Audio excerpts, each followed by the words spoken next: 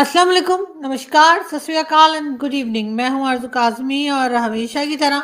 आप है मेरे यूट्यूब चैनल पे और हम बात करेंगे सबसे पहले पाकिस्तान से ही शुरू करेंगे। और पाकिस्तान के फाइनेंस मिनिस्टर यानी कि मोहम्मद औरंगज़ेब साहब का कहना ये है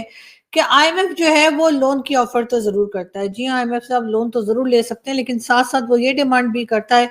कि टैक्स रिफॉर्म्स की जाएँ, यानी कि मज़ीद टैक्स लगाए जाएँ और टैक्स नेट में ज़ाहिर है कि बहुत से लोगों को और लाना पड़ेगा। अब मोहम्मद औरंगज़ेब साहब ये बात तो कर रहे हैं, लेकिन उनके पास क्या कोई प्लान है कि किस तरह से लोगों से टैक्स लिया जाए, और ख़ास तौर पे उन लोगों से जो कि इस मुल्क को ज़्यादातर खाने में जो आगे-आगे रहते हैं। आपको मालूम है कि जो आम पब्लिक है पाकिस्तान की, वो तो हर तरह का टैक्स दे रही है। वो तो जिससे कहिए कि सिर्फ़ साँस लेने का टैक्स नहीं दे रही, लेकिन उसके साथ अगर कोई सॉफ्ट ड्रिंक पीता है, कोई किसी भी रेस्टोरेंट से या किसी भी ऐसी जगह फास्ट फूड से या कहीं से अगर कुछ खाता है, कोई ड्रेस लेता है, कोई जूता चप्पल या बालों की एक पिन तक अगर कोई लेता है, तो जी उसके ऊपर भी टैक्स है और लोग जो है वो टैक्स पे कर रहे हैं। लेकिन ये जो बड़े बड़े लोग यहाँ पर बैठे हैं जिनके पास बिलियन ऑफ रुपीज हैं और मिलियन ऑफ डॉलर्स हैं, जिनके आप जानते हैं कि ना सिर्फ ये कि लंदन में बल्कि अमेरिका, कनाडा और न जाने कहाँ-कहाँ जिनकी प्रॉपर्टीज़ हैं, क्या ये लोग टैक्स दे रहे हैं? असल बात इन्हीं लोगों की है कि ये लोग टैक्स नहीं दे रहे। आम पब्लिक तो बेचारी टैक्स दे देकर हलकान हो गई है, लेकिन वो लोग जिनके पास बहुत ज़्यादा पैसा है, वो कहीं न कहीं टैक्स की चोरी करते हैं। तो अब ये कहना कि जी आईएमएफ कह रहा है कि जी आप और मज़ीद टैक्स लगाइए, हर चीज़ के ऊपर टैक्स बढ़ता चला जा रहा है। चीज़ें जो है वो महंगी होती चली जा रही हैं और आम आदमी की पहुंच से दूर होती जा रही हैं। यहाँ तक कि अगर किसी ने अपने लिए चाय बनानी है, अपने बच्चे को दूध पिलाना है या बाहर से दूध खरीद के लेना है या किसी किस्म का भी घर का सामान, खास तौर पे किचन के अंदर जो सामान इस्तेमाल होता है खाना पकाने का या बाकी चीजें अगर किसी ने रखनी है, तो सभी को मालूम है कि आजकल पाकिस्तान के हालात या पाकिस्तान की पब्लिक के हालात क्या हो गए हैं। इंतहाई खराब हैं, लोग बहुत परेशान हैं, लोगों की समझ में नहीं आ रहा कि आखिर वो अपने घर को किस तरह से चलाएं। लेकिन गवर्नमेंट का कहना यह है कि जी जो स्टॉक एक्सचेंज है वो ऊपर जा रही है, जो इकोनॉमी है वो संभल रही है और हम बहुत बेहतर हालात में हैं। लेकिन बात सारी ये है कि आम पब्लिक बेहतर हालात में नहीं है। और जैसे कि औरंगजेब साहब कह रहे हैं, जो फाइनेंस मिनिस्टर हैं, उनका कहना यह है कि जी एक बार फिर आईएमएफ की तरफ जाने का इरादा था, गए हैं और जाते ही रहते हैं। आईएमएफ लोन देने को भी तैयार है। जैसे कि बहुत से पाकिस्तानी कहते हैं, अगर उनसे बात की जाए कि जी पाकिस्तान बार बार आईएमएफ के पास जा रहा है और अगर वो थोड़ी बटरिंग करना चाह रहे होते हैं गवर्नमेंट की और एस्टेब्लिशमेंट की, तो वो लड़ने लगते हैं। तो और क्या करें जी, आईएमएफ का और काम किया है? बिल्कुल आईएमएफ का काम यही है कि वो हमारे जैसे लोगों को लोन देता रहे। लेकिन साथ साथ उन्होंने ये भी कहा है कि आपको जो है टैक्स में रिफॉर्म्स करनी होंगी, यानी कि मजीद टैक्स लगाने होंगे। और ये मजीद टैक्स जिन लोगों के ऊपर पड़ेंगे वो आम पब्लिक है। वो हरगिज वो पब्लिक नहीं है जिसके पास समझे कि बिलियन ऑफ डॉलर्स या बिलियन ऑफ रुपीज है।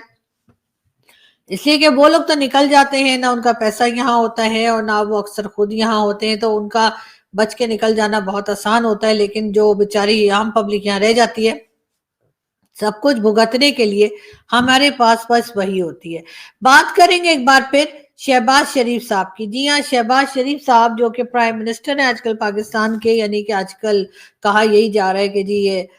इलेक्टेड प्राइम मिनिस्टर है, सिलेक्टेड नहीं है। अब ये फैसला तो हम ऑडियंस पे छोड़ देते हैं कि इलेक्टेड है कि सिलेक्टेड है, हम उस चक्कर में नहीं पड़ रहे। लेकिन हाँ, आजरबाईजान जो है उनका विजिट हुआ और साथ ही ये बताया जा रहा है कि आजरबाईजान जो है वो पाकिस्तान में $2 बिलियन इन्वेस्ट करेगा। यानी कि आजरबाईजान जिनके अपने पल्ले कुछ नहीं है, जो खुद बेचारे परेशान रहते हैं, उनसे भी शहबाज शरीफ साहब मांग कर ले आए। और खैर कहा तो यही जा रहा है कि $2 बिलियन की इन्वेस्टमेंट वो पाकिस्तान में करेंगे, लेकिन क्या वाकई में ऐसा हो पाएगा? और आजरबाईजान जैसी कंट्री जिसके बारे में यही कहा जाता है कि उनकी तो अपनी इकोनॉमी काफी खराब रहती है, वो खुद बहुत स्ट्रांग नहीं है, کیا وہ پاکستان میں اس طرح کی انویسٹمنٹ کر پائیں گے؟ اور اگر کر پائیں گے تو پھر پاکستان کی تو بلے بلے، اس لیے کہ ہمیں اور کیا چاہیے۔ لیکن اس کے ساتھ ساتھ گلف کنٹریز کی طرف بھی پاکستان دیکھتا رہتا ہے۔ اور سب سے عجیب سی بات یہ کہ جی اس وقت آپ کو اگر کنٹری کو چلانا ہے، اس وقت اگر آپ کو اپنے ملک کو آگے لے کر جانا ہے، تو آپ کو جو ہے وہ پالیٹکس اور ریلیجن جو ہے اس کو الگ الگ رکھنا پڑے گا۔ ایسا نہیں ہو سکتا کہ آپ ہر چیز میں ریلیجن کو لے کر آ جائیں اور ہر جگہ پر آپ یہ کہیں گے نہیں جی وہ تو ہمارے اسلامک کنٹری ہے تو وہ ہمارے بڑے قریبی ہیں، اور اگر کوئی اسلامک کنٹری نہیں ہے تو وہ ہمارے نزدیکی نہیں ہے۔ لیکن بات ساری یہ کہ یہ سب باتیں ہم چائنا کے لیے بھول جاتے ہیں۔ جس وقت چائنا کے ساتھ بات ہوتی ہے، جس وقت چائنا کے ساتھ بزنس کی بات ہو یا کسی طرح کا لون شون ہم نے جو پکڑنا ہوتا ہے وہ کرنا ہو، تب تو ہمیں بالکل خیال نہیں آتا کہ چائنا جو ہے وہ اسلامک کنٹری تو کیا وہ کسی بھی ریلیجن کو نہیں مانتے، لیکن وہاں پر ہم پہنچ جاتے ہیں۔ لیکن باقی جگہ پہ ہمیں پتہ نہیں کس بات کا خیال آ جاتا ہے۔ بھارت کے ساتھ ساری دنیا اپنے ٹرمز ٹھیک کر رہی ہے، بھارت کے ساتھ تمام ہی کنٹریز جو ہیں وہ کام بھی کر رہی ہیں، اور خاص طور پر گلف کنٹریز۔ ان کا اسلام کہاں چلا جاتا ہے، انہیں کیوں یاد نہیں آتا کہ بھارت تو بڑا مسلمانوں کا دشمن ہے اور ایسا ہے ویسا ہے، لیکن وہ تو بھارت کے ساتھ کام کر رہے ہیں۔ اس کا مطلب یہ ہے کہ وہ اس پروپیگنڈا میں نہیں آ رہے، یا جو بھی بات ہے وہ کہتے ہیں اگر کوئی پرابلم ہے بھی کسی طرح کی مائنورٹیز کو بھارت میں تو وہ اپنی کنٹری کے پرابلمز وہ خود حل کر لیں گے۔ لیکن پاکستان کیونکہ ہم چودھری بنے ہوتے ہیں ہر ایک کے، تو ہمیں ہر وقت یہی رہتا ہے کہ جی ہم بھارت کے ساتھ جو ہے ہم نے ٹریڈ بند کر دی، اور اسی قسم کی جو سٹیٹمنٹس ہم دیتے رہتے ہیں مسلسل، اس سے ہوتا یہ ہے کہ نزدیک آنے کے بجائے مزید دوریاں جو ہیں وہ ہماری بڑھتی چلی جا رہی ہیں، اور ہم بھارت کے ساتھ اپنے ٹرمز کو ٹھیک نہیں کر پا رہے۔ دوسری طرف ہمیں اسرائیل سے بھی پرابلم ہے، حالانکہ اگر دیکھا جائے تو اسرائیل نے ایسے ہمارا بگاڑا کچھ نہیں ہے، لیکن ہاں یہ ضرور ہے کہ کیونکہ سعودی عرب اور باقی گلف کنٹریز اسرائیل سے ناراض رہتے ہیں، تو اس لیے ہم نے بھی قسم کھائی ہوئی ہے، کسی کنٹری نے شاید ہی اپنے پاسپورٹ پر یہ لکھا ہوگا کہ اسرائیل کے لیے ٹریولنگ نہیں کی جا سکتی، لیکن پاکستان نے جیسے ہر کام میں 2 قدم آگے رہنے کی عادت ہے، تو اسی طریقے سے ہم نے یہاں پر اپنے پاسپورٹ پہ یہ لکھ کر رکھا ہے کہ اس پاسپورٹ سے آپ پوری دنیا بھارت میں بھی ٹریول کر سکتے ہیں، جس کے ساتھ ہم نے 4 جنگیں لڑی ہیں، جس کے ساتھ ہر وقت ہمارا 36 کا آنکڑا رہتا ہے، جس کے ساتھ ہر وقت ہم کچھ نہ کچھ ٹینشن بنا کے رکھتے ہیں، لیکن اسرائیل ٹریول نہیں کر سکتے۔ اور اسرائیل ٹریول نہ کرنے کی ہم نے کوئی خاص وجہ نہیں دی، ہمارے لیے اتنا ہی کافی ہے کہ اسرائیل جو ہے وہ اس کے جو جتنی گلف کنٹریز ہیں وہ اس کے ناراض رہتی ہیں، اور اسی طریقے سے یہودی ہمارا دشمن ہے۔ جی یہ ہم نے ایک اپنے دماغ میں بات بٹھا کر رکھی ہے۔ وہ یہودی بیچارے جو ہیں وہ بھی کہتے ہیں یار ہم نے ان کا کیا ہے۔ بہت سے تو ایسے ہیں جو انہیں شاید یہ بھی نہیں پتا کہ پاکستان ہے کہاں، لیکن بہرحال ہم نے یہ ایشو بنا کے رکھا ہے، اور یہی وجہ ہے کہ ہم دنیا میں اکیلے پڑتے چلے جا رہے ہیں۔ جو اسلامک کنٹری ہے وہ تو ویسے ہی آپ کو پتہ ہے OIC کی جو کنٹریز ہیں وہ اتنی بیکار ہیں کہ وہ تو ایک دوسرے کو بالکل لفٹ نہیں کراتے، خاص طور پہ انہیں تو بالکل ہی نہیں کراتے جو ہمارے جیسے ہوتے ہیں جو پیسہ ویسا مانگ رہے ہوتے ہیں۔ اور باقی رہ گئی یورپین کنٹریز، امریکہ، چائنا اور اسرائیل، بھارت۔ اب اس میں سے بھی اسرائیل اور بھارت کے ساتھ جو ہے وہ ہمارا ہمیشہ کا پرابلم رہا ہے، اور پتہ نہیں اگلے جنم تک رہے گا یا اسی جنم میں ختم ہوگا، لیکن بہرحال یہ پرابلم ہماری چل رہی ہیں، اور اس کو دیکھتے ہوئے ہمیں نہیں لگتا کہ ہم اپنی اکانومی کو لے کر کوئی خاص سیریس ہیں۔ اس لیے کہ پاکستان نے اگر اپنی اکانومی اور اپنی فورن پالیسی ٹھیک کرنی ہے تو اپنے دماغ سے یہ جو ہم نے ایک چیز بٹھا کے رکھی ہے کہ جی اگر کوئی مسلم کنٹری ہے یا کوئی مسلم ہے تو اس سے ہماری بات ہو سکتی ہے، اور اگر نہیں ہے تو ہماری نہیں ہو سکتی، اس چیز میں سے ہمیں نکلنا ہوگا، ورنہ ہم یہی پرابلم فیس کرتے رہیں گے۔ بہرحال ہم چلتے ہیں آگے اور اگلی نیوز کی طرف چلتے ہیں، تو ہم آپ کو یہ بتا دیں کامران مرتضیٰ صاحب کا کہنا یہ، مجھے اس کی بالکل توقع نہیں تھی کہ PTI خواتین کے ساتھ اتنی زیادتی ہوگی۔ عمران خان کی اہلیہ ڈاکٹر یاسمین اور دیگر خواتین کے ساتھ بہت ظلم اور زیادتی ہوئی ہے، میں اس میں عدالتوں کو بھی قصوروار سمجھتا ہوں۔ جی ہاں، جو کچھ عمران خان کی پارٹی کی لیڈیز کے ساتھ ہوا، انہیں اریسٹ کیا گیا، سب کچھ جیل میں ڈالا گیا، کیا کچھ ہوا، لیکن یہ سب تو نواز شریف صاحب کی فیملی کے ساتھ بھی ہوا تھا، بے نظیر بھٹو بھی جیل گئی تھی، اور بھی کئی لوگ جو ہیں جو پالیٹکس میں تھے ان کے ساتھ ہم نے یہی ہوتا ہوا دیکھا۔ تو مجھے نہیں پتا کہ اس وقت یہ بات کیوں نہیں کی گئی، اور ڈیفینیٹلی جن لوگوں کا کوئی قصور نہیں ہوتا یا جو کہہ لیجئے کہ پارٹی ورکرز ہوتے ہیں ان کے اوپر اس طرح کی باتیں اور اس طرح کے کام نہیں ہونے چاہیے۔ पीआईए जी एक बार फिर यूके फ्लाइट के लिए तैयार है, और पीआईए के ऊपर जो काफी टाइम से एक बैन लगा हुआ था और ये भी कहा गया था कि जी हमारे पायलट्स जो है उनके लाइसेंस फेक है, और ये बात इमरान खान साहब के टाइम में हुई थी, और उसके बाद जो है वो यूरोप के लिए और यूके के लिए पीआईए की फ्लाइट्स जो थी वो बंद कर दी गई थी, और कहा गया था कि पीआईए के जहाज वहां नहीं जा सकते। अब एक बार फिर पीआईए को परमिशन मिल गई है कि पीआईए की फ्लाइट्स जो है जी हाँ वो यूके भी जा सकती हैं, और उनके ऊपर से ये बैन जो है वो हटा लिया गया है, और पीआईए बिल्कुल तैयार है वहां पर जाने के लिए। हम लाहौर की बात करेंगे, और लाहौर की बात हम आपको ऐसे करेंगे कि जी एक तो लाहौर में कहा यह जा रहा है कोई बिजनेसमैन है लाहौर के, उनको किडनैप किया गया और रैंसम के लिए, जी हाँ बिल्कुल पैसों के लिए उनको किडनैप किया गया, और जब बाद में चेक किया गया तो पता लगा कि पुलिस वालों ने ही उठा के ले गए थे, यानी कि पुलिस के ही एहलकार थे जिन्होंने इनको किडनैप किया था, और पैसों के लिए उनके फैमिली को फोन शोन किए थे, और अब पता लगा है कि जी ये कोई पुलिस के ही लोग थे जिन्होंने इस किस्म की कार्रवाई की थी। बहरहाल अफसोसनाक बात है, लेकिन हो रही है, क्या किया जा सकता है, इसलिए कि अब तो ये आम सी बात हो गई है कि जब किसी को किडनैप किया जाता है या कोई तरह का क्राइम होता है, खासतौर पे कराची में जो कि एक बिजनेस सिटी है, तो वहां पर अक्सर ये तमाम क्राइम करने वालों में से 50% जो है वो वही लोग निकलते हैं जिनके ऊपर सिक्योरिटी का काम होता है, यानी कि जो पुलिस वाले होते हैं, और इसी तरह के लोग जो हैं इस तरह के इंसिडेंट्स में या ऐसे वाकयात में अक्सर हमने देखने में आए हैं। तो डेफिनेटली इधर भी प्राइम मिनिस्टर साहब और गवर्नमेंट को देखना चाहिए, लेकिन उनको अपने सैर सपाटों से फुर्सत होगी तब ही देख पाएंगे ना। हम आगे बढ़ते हैं और हम बताएं हमारी क्रिकेट टीम खाली टैलेंट पर नहीं लड़ती बल्कि जज्बे से लड़ती है। ये कोई मेजर साहब है, मेजर रिटायर्ड मेटम पता नहीं मैसम क्या नाम है इनका, कुछ अजीब सा मुझे समझ नहीं आ रही। खैर एनीवे तो जी हमारी टीम जो है वो सिर्फ टैलेंट पे नहीं जज्बे पे लड़ती है, और ये मतलब इस किस्म की बातें भी अब पाकिस्तान में की जा रही हैं। हालांकि हमारी टीम को सिर्फ टैलेंट पे ही मैच में जाना चाहिए, जज्बे वज्बे से कुछ नहीं होता। और आप जज्बा तो आप देख ही चुके हैं उनका कि जो जज्बा था उस जज्बे को देखते हुए तो यही कहा जा सकता है कि जी जज्बे से तो काम नहीं बना, और बहुत बुरी तरीके से हारे हैं, और ना सिर्फ हारे हैं बल्कि टूर्नामेंट से ही बाहर हो गए। बांग्लादेश के बारे में तो आप लोग जानते ही हैं, बांग्लादेश आप लोगों को मालूम है कि क्या कुछ हुआ, और 71 के बाद जो है बांग्लादेश वजूद में आया और हमारे से अलग हो गया। अब जी तकरीबन 1971 के बाद जो है एक बार फिर पाकिस्तान और बांग्लादेश के बीच में डायरेक्ट ट्रेड जो है उसका आगाज हुआ है। जी हाँ, एक बार फिर जो है कहा यह जा रहा है कि बांग्लादेश के साथ हमारे टर्म्स बहुत अच्छे होने लगे हैं, और डायरेक्ट ट्रेड जो है वो दोबारा से शुरू की जा रही है, या वो शुरू की जा रही है। 1971 के बाद बांग्लादेश और पाकिस्तान में डायरेक्ट जो ट्रेड है उसको ओपन किया जा रहा है, उसको रिज्यूम किया जा रहा है, और देखते हैं कि कितने दिन चलती है ये ट्रेड, और उसमें पाकिस्तान क्या भेजेगा, वो हमें क्या भेजेंगे। ये एक लंबी डिबेट है, और मेरा ख्याल है कि इस डिबेट को हम इस वक्त नहीं कर सकते। जिस वक्त हमें डिटेल्स मिल जाएंगी कि आखिर उस ट्रेड में वहां से क्या आ रहा है और हम क्या भेज रहे हैं, तो हम आपको डेफिनेटली बताएंगे। लेकिन फिलहाल आपके लिए इतना जानना जरूरी है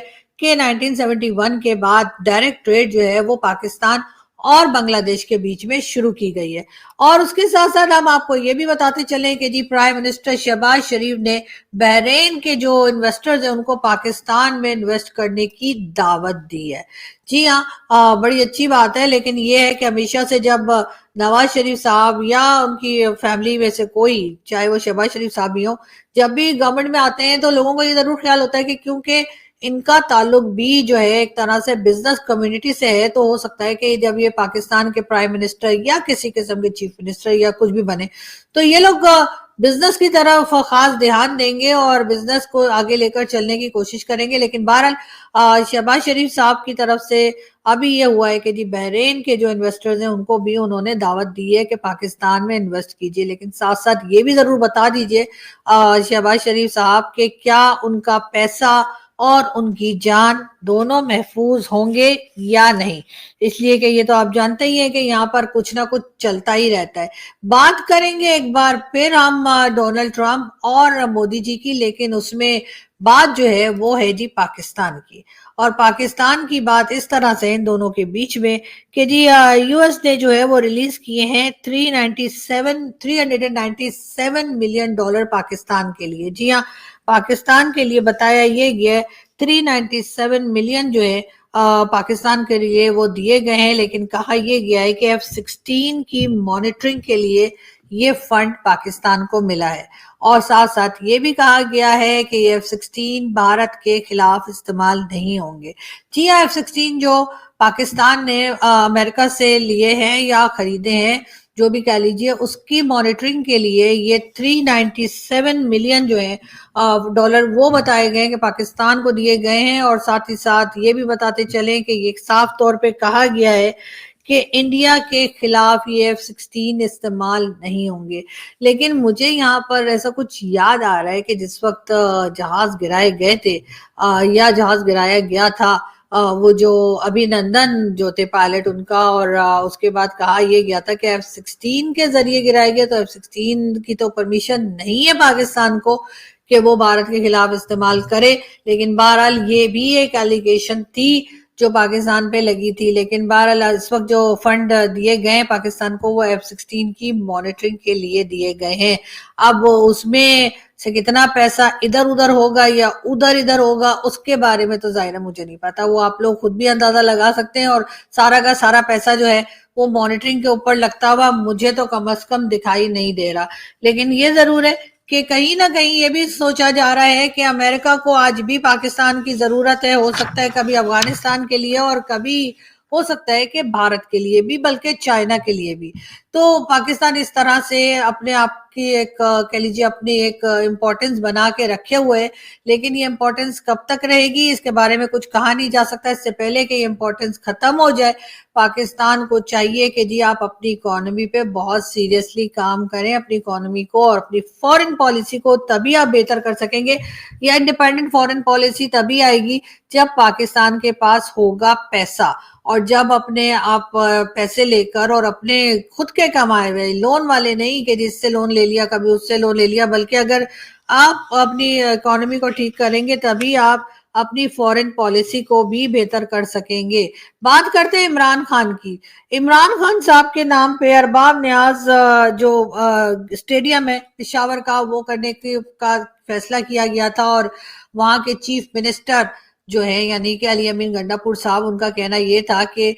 جو پہلے سے ایک وہاں پہ ارباب نیاز اسٹیڈیم جو ہے اس کو نام بدل کر اور عمران خان اسٹیڈیم رکھا جائے گا. تو جی ارباب نیاز خان کے بیٹے جو ہے، انہوں نے، جس کا نام ہے شہزاد ارباب نیاز، انہوں نے اس بات کے اوپر آبجیکشن کیا ہے، اور ان کا کہنا ہے کہ اس اسٹیڈیم کے لیے ان کے فادر نے بہت کام کیا تھا، اور اسی وجہ سے ان کے نام کے اوپر یہ اسٹیڈیم ہے، اور اس اسٹیڈیم کا نام بدل کر عمران خان کے نام پر نہ رکھا جائے، یا عمران خان کے نام پر نہیں رکھا جا سکتا. بہرحال علی امین گنڈا پور صاحب جو کہ چیف منسٹر ہیں KPK کے، انہوں نے عمران خان کے لیے یہ ڈیسیجن لیا تھا کہ وہ ارباب نیاز اسٹیڈیم کا نام بدل کر عمران خان اسٹیڈیم رکھ دیا جائے. لیکن بہرحال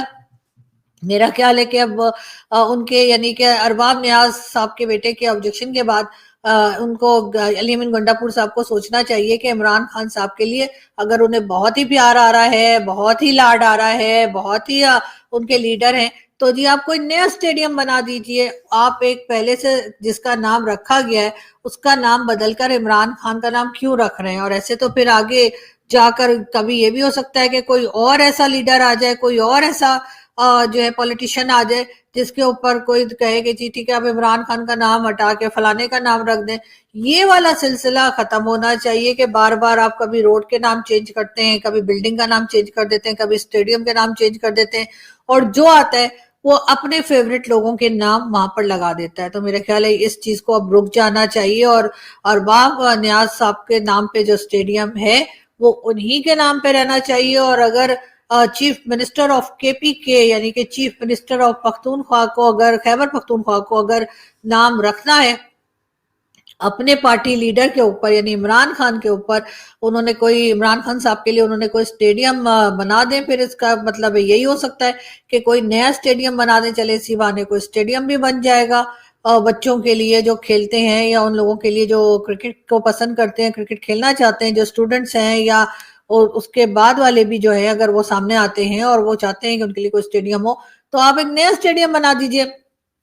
उसका नाम आप इमरान खान साहब के नाम पे रख दीजिए। लेकिन जो स्टेडियम पहले से है उसका नाम बदल के और अचानक से इमरान खान साहब के नाम पे रख देना बहुत ही अजीब बात है। जैसे ये तो बिल्कुल उसी तरह है जैसे बेनजीर इनकम सपोर्ट प्रोग्राम जो पहले से ही चल रहा था, जब इमरान खान आए तो उन्होंने उसका नाम बदल कर और अपनी पार्टी तहरीक इंसाफ के नाम से इंसाफ कार्ड करके उसको एक बार फिर लॉन्च कर दिया था, जबकि वो कार्ड बेनजीर इनकम सपोर्ट वालों ने बहुत पहले बना रखा था। तो बहरहाल हमारे यहाँ ये सब कुछ चलता रहता है, दूसरों के प्रोजेक्ट अपने सर ले लेना, दूसरों का काम अपने नाम करा लेना, और इसी तरीके से सॉरी इसी तरीके से हमारे लोग जो है ये दो नंबरियां करते रहते हैं। लेकिन मेरा ख्याल है इस सिलसिले को रुक जाना चाहिए। बहरहाल यहाँ से हम चलते हैं, आपसे मुलाकात होगी नेक्स्ट वीडियो में। अपना बहुत सारा ख्याल रखिएगा, हंसते रहिए, मुस्कुराते रहिए और बहुत जल्द फिर मिलेंगे। Thank you.